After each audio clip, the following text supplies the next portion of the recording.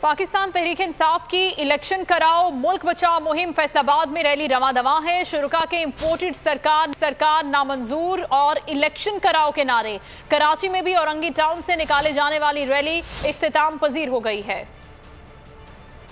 Election कराओ मुल्क बचाओ, पीटीआई कारकुनान फिर सड़कों पर। फैसलाबाद में फर्रुख हबीब के डेरे से निकाली गई रैली मंजिल की जानिब रवा दवा।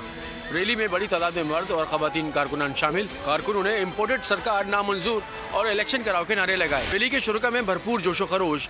रैली में शरीक खिलाड़ियों ने अशार में हुकूमत को आईना दिखाया। अब कौन बचाएगा पाकिस्तान?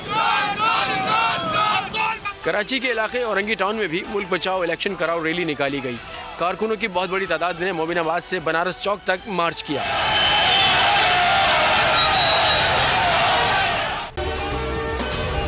अगर आपको ये वीडियो पसंद आई है तो हमारे चैनल को सब्सक्राइब करें और बेल आइकन को प्रेस करें।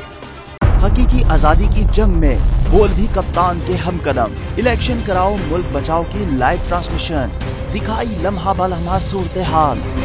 रील और रेटिंग में भी बोल न्यूज रहा नंबर 1। सब्सक्राइब करें और बेल दबाएं ताकि कोई खबर रह न जाए।